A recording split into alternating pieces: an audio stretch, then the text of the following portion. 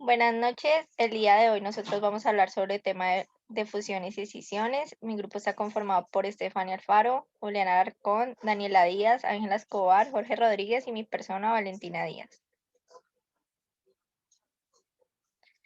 En el artículo 319-3 del Estatuto Tributario que habla sobre las fusiones y escisiones adquisitivas, pues se entiende por tales aquellas fusiones en las cuales las entidades participantes en la fusión no son vinculadas entre sí, y aquellas escisiones en las cuales la entidad escindente y las entidades beneficiarias, si existieran al momento de la escisión, no son vinculadas entre sí.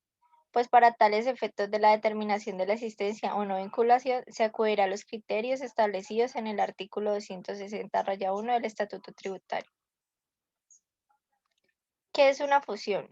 Según el artículo 172 del Código de Comercio, una fusión es una reforma estatutaria a través de la cual una o más sociedades se disuelven sin liquidarse y transfieren en bloque sus patrimonios para ser absorbidas por otra u otras sociedades o para crear una nueva compañía. La fusión requiere la autorización por parte de la Superintendencia de Sociedades de conformidad con el numeral 7 del artículo 84 de la Ley 222 de 1995. Para la aprobación, el contenido de la fusión, las juntas de socios asambleas deberán aprobar con el quórum previsto en los estatutos para la fusión o en su defecto para la disolución anticipada. El compromiso respectivo que deberá contener, pues primero, los motivos de la proyectada fusión y las condiciones en que se realizará, los datos y las cifras tomados de los libros de contabilidad de las sociedades interesadas que hubieran servido de base para establecer las condiciones en que se realizará la fusión, la discriminación y valores de los activos pasivos de la sociedad que serán absorbidas y del absorbente, un anexo explicativo de los métodos de evaluación utilizados y el intercambio de partes interesantes, cuotas o acciones que se implicará en la operación.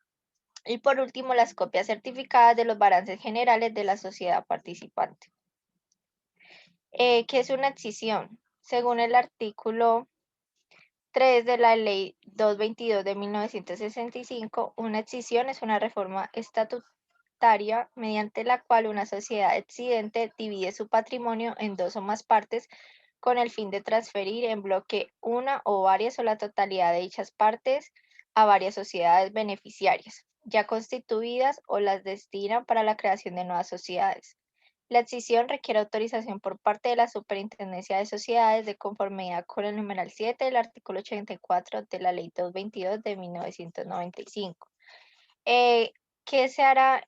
O sea, la escisión deberá ser aprobada por la Junta de Socios o Asamblea General de Accionistas de la sociedad que escinde. Cuando en el proceso de escisión participen sociedades beneficiarias de asistencia, se requerirá además la aprobación de la Asamblea o de cada una junta de cada una de las beneficiarias. La decisión pues respectiva se adoptará con la mayoría prevista en la ley o en los estatutos para las reformas tributarias. Este proyecto de decisión deberá contener por lo menos las siguientes especificaciones: los motivos de la escisión y las condiciones en que se realizará, el nombre de las sociedades que participen en la escisión, en el caso de la creación de las nuevas sociedades, los estatutos de esta, la discriminación y valoración de los activos y pasivos que integrarán el patrimonio de la sociedad o las sociedades beneficiarias, el reparto entre socios de la sociedad excedente, las cuotas, acciones o partes de interés que le corresponden en las sociedades beneficiarias con explicación de los métodos de evaluación utilizados. También deberá tener la opción de que se ofrece a los tenedores de bonos y deberá tener los estados financieros de las sociedades que participen en el proceso de decisión debidamente certificados y acompañados por el dictamen de un revisor fiscal y en su defecto por un contador independiente. Bueno, continuando con la idea de mi compañera, pues es necesario evaluar si existe o no vinculación para poder de alguna forma clasificar esas operaciones de fusión o escisión. Entonces, esos criterios como tal están en el artículo 260-1. Entonces, son una serie de situaciones en las cuales, pues si se materializan, se puede hablar de vinculación o no. La primera, pues, son las subordinadas. Hay 6 criterios para determinar si hay subordinación. El primero es que una empresa tenga control sobre el poder de decisión de otra. El segundo es que haya una participación mayor al 50% con respecto al capital de la organización. El tercero es que una sociedad o una persona natural tenga una mayoría mínima decisoria de votos en la junta de socios o cuente con votos suficientes para elegir a la mayoría de miembros de la junta directiva. El cuarto criterio es tener una influencia dominante en las decisiones de los órganos de administración de la sociedad. El quinto es que se tenga una participación igual o mayor al 50% de las utilidades. Entonces se tiene tanto un criterio para capital como para los beneficios que genera la organización.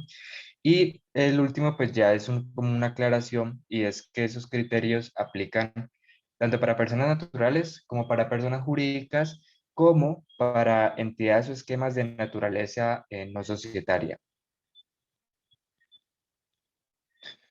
La segunda situación en la cual puede darse la vinculación son las sucursales respecto de las oficinas principales, en las agencias respecto de las sociedades a las cuales pertenezca dicha agencia, en los establecimientos permanentes respecto de la empresa cuya actividad realiza en todo o en parte.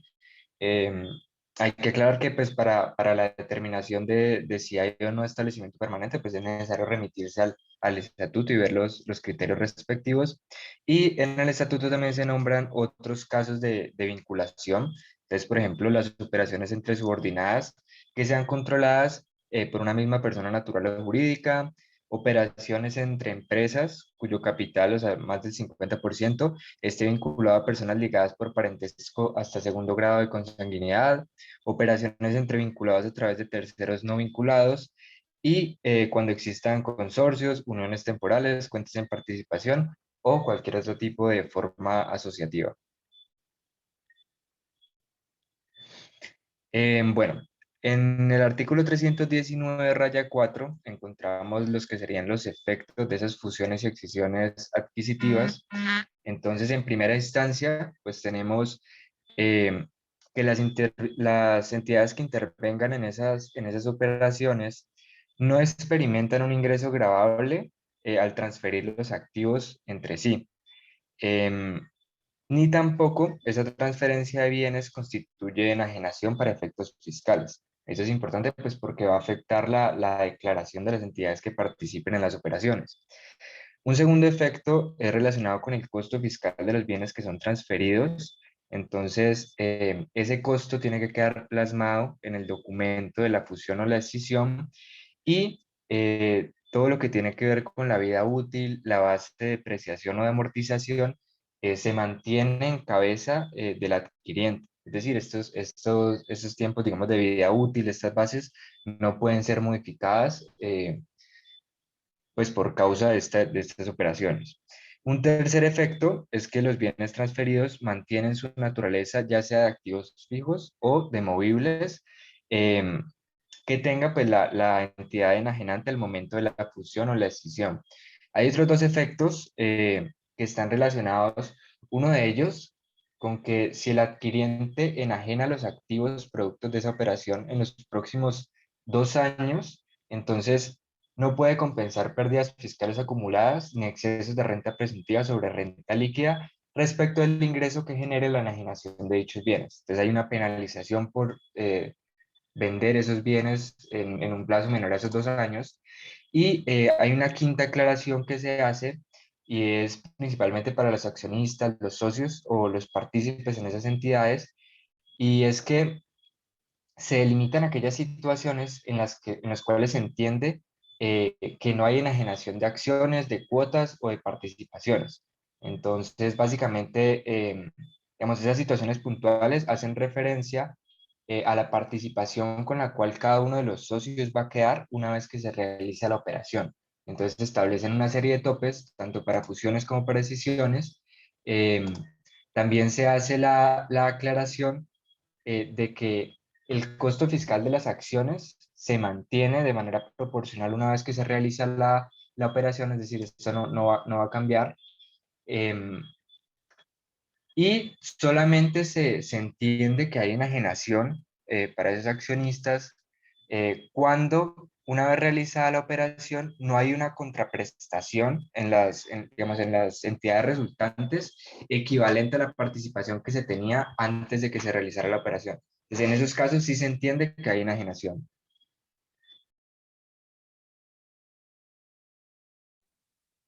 Ya el artículo 319 raya 5 es el que maneja las funciones y decisiones reorganizativas.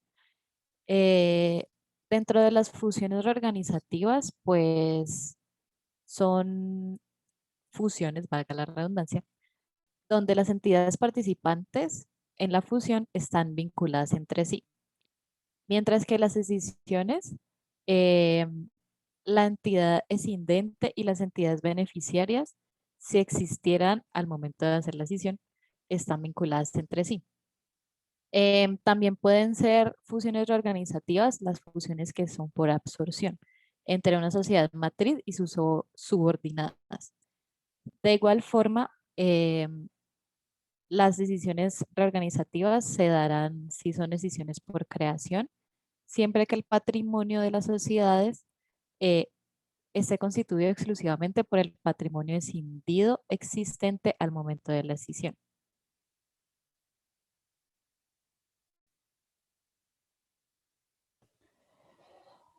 Bueno, respecto a los efectos en las fusiones y decisiones reorganizativas entre entidades, que está presente en el artículo 319 raya 6,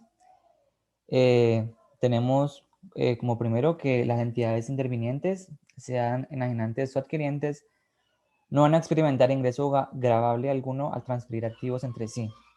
Y tampoco esta transferencia va a constituir enajenación para efectos fiscales. Para las adquirientes, el costo fiscal de los bienes transferidos tiene que ser el mismo que tenga la enajenante respecto de tales bienes. Esto, de todas maneras, hay que dejar una constancia en el documento que tiene que tener el acto jurídico de fusión o escisión, y también la vida útil y la base de depreciación o amortización se mantienen en cabeza del adquiriente y esto no se puede cambiar. Como tercero, tenemos que los bienes transferidos conservarán para efectos fiscales en la entidad adquiriente la misma naturaleza, ya sea de activos fijos o movibles, que tengan para la entidad enajenante en el momento de la respectiva decisión o fusión.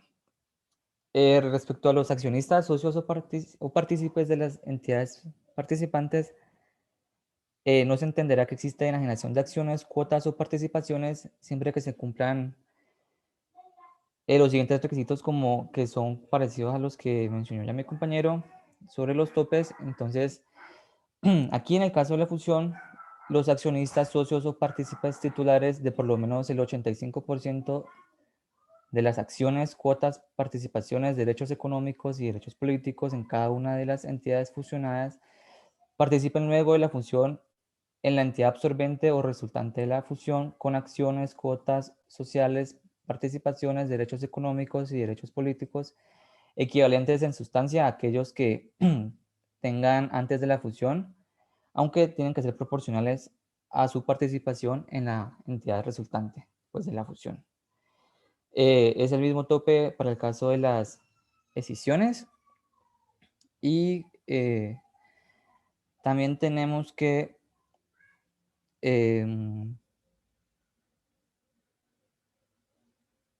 dice, también los accionistas o socios o partícipes a que se refieren esos literales tendrán como costo fiscal respecto de las acciones, cuotas sociales o participaciones que reciban en la entidad adquiriente receptiva el mismo costo fiscal que tenían respecto de las acciones, esas cuotas o las participaciones en la entidad enajenante, sin que se entienda que existe solución de continuidad en la propiedad sobre la inversión, ni que haya lugar a cambio alguno en cuanto a la naturaleza de la inversión, ya sea fijo o móvil. Listo. Y ya en el artículo 319 raya 7 se habla sobre las fusiones y escisiones que sí están grabadas. Entonces, las que sí están grabadas son aquellas que no cumplen las condiciones y requisitos que ya se nombraron anteriormente. y constituyen enajenación para efectos tributarios y están grabadas con el impuesto de renta y complementarios de acuerdo a las disposiciones del Estatuto Tributario. Bueno, en cuanto a las enajenaciones indirectas, que está en el artículo 90-3 del Estatuto Tributario, o también como se entiende por ventas indirectas, este se entiende como una transferencia indirecta a la enajenación de un derecho de participación en un activo en su totalidad o en parte, ya sea pues que dicha transferencia se realice por partes relacionadas o independientes, y cuando el primer punto de contacto en Colombia sea una sociedad nacional, se entenderá que el activo subyacente, es decir, la venta de la participación de un derecho, pues ese se entenderá que son las acciones, participaciones o derechos en dicha. Ay, no, me muero. Participaciones o derechos en dicha sociedad nacional. De acuerdo con el artículo 90-3, también dice que la enajenación indirecta de acciones en sociedades, derechos o activos ubicados en territorio nacional, mediante esta venta a cualquier título de acciones, participaciones o derechos de entidades en el exterior, se encontrará grabada en Colombia como si la venta del activo subyacente se hubiera realizado directamente. También hay que tener en cuenta que cuando el adquiriente de dicho activo subyacente sea un residente colombiano, agente de retención, este deberá practicar la retención en la fuente según la naturaleza del pago y será calculada con base en la participación total del valor comercial del activo subyacente ubicado en territorio nacional, es decir, en Colombia, dentro del valor total de enajenación. En cuanto al costo fiscal que se le aplica al activo subyacente y el tratamiento y las condiciones tributarias que éste obtiene, será el que tenga el tenedor del activo subyacente como si lo hubiera vendido directamente en el país, y el precio de venta debe corresponder al valor comercial, así como lo estipula el Estatuto Tributario. Cuando se realice una posterior enajenación indirecta, el costo fiscal de este será el valor proporcionalmente pagado por las acciones o participaciones o derechos de la entidad del exterior que posee los activos subyacentes ubicados en territorio nacional, en este caso en Colombia.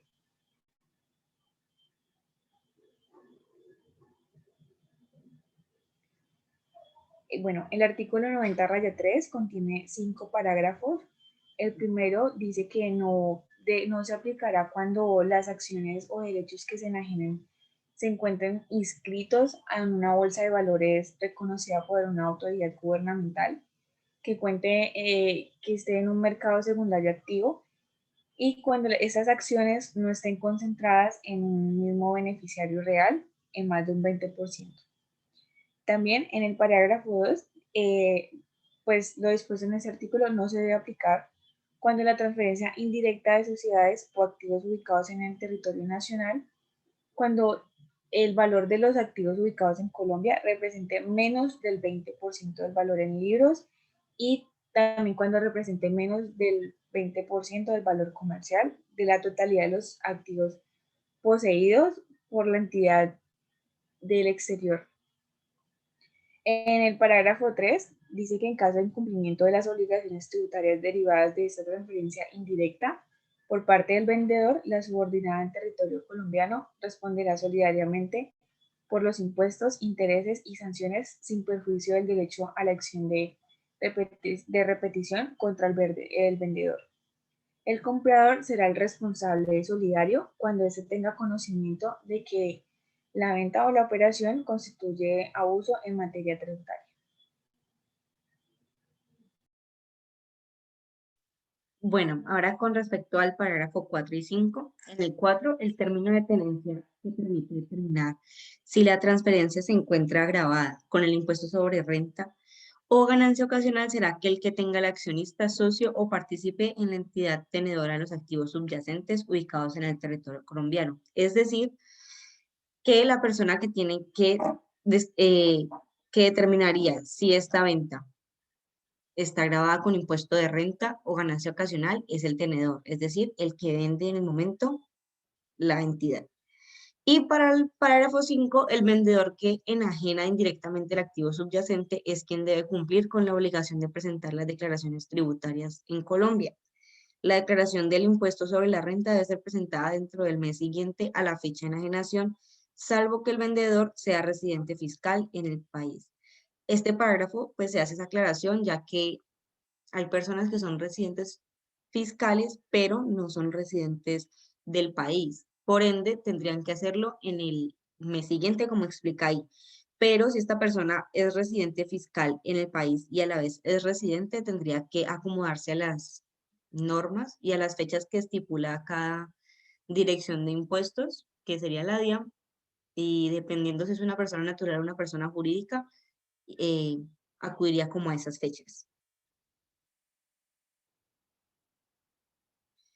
Ahora, el ejemplo. Como ejemplo, tenemos una empresa multinacional ubicada en los Estados Unidos que está interesada en adquirir una compañía, la compañía X, que está ubicada en España. Entonces, primero tenemos que aclarar que la compañía X es dueña también de una compañía que es la compañía Y. Entonces, la compañía X tiene el valor en libros es de 1000 y el valor comercial es de 2000. Entonces, como esta compañía es poseedora del 100% de las acciones de la compañía Y, y en la siguiente diapositiva miraremos cómo está compuesta, explican que su valor de adquisición fue de 300. Entonces, antes de entender esto, mostramos aquí que la compañía Y nos dice que el valor en libros es de 200 y el valor comercial es de 400. Entonces, para poder saber si se cumplen con los parágrafos, con el parágrafo 2 y si el régimen aplicaría a esta nueva adquisición, se tendría que coger el valor en libros de la compañía Y sobre el valor en libros de la compañía X y saber si esta es menor al 20%. Entonces, en nuestro ejemplo se ve que es igual al 20% y se entiende que cuando se habla de que es menor al 20%, no incluye este porcentaje. De igual manera, también se tiene que ver que el valor comercial sea menor al 20% y esto se ve dividiendo el valor comercial de la compañía Y sobre el valor comercial de la compañía X. En este caso también es 20%, por lo que diríamos que el régimen sí aplica, ya que en el parágrafo 2 nos explicaban que si era menor al 20% no aplicaría el régimen. Entonces, al momento de la venta se debe considerar lo siguiente: asumiendo que la operación se somete al régimen de ventas, el vendedor debe presentar la correspondiente declaración tributaria. Y como explicaba anteriormente, aquí se ve que en el ejemplo que los activos ubicados en Colombia representan menos del 20%, por lo que se aplicaría el régimen.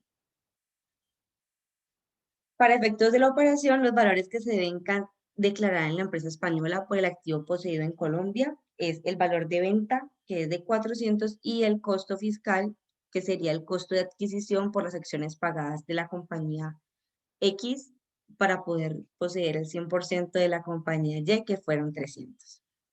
Listo. Muchas gracias.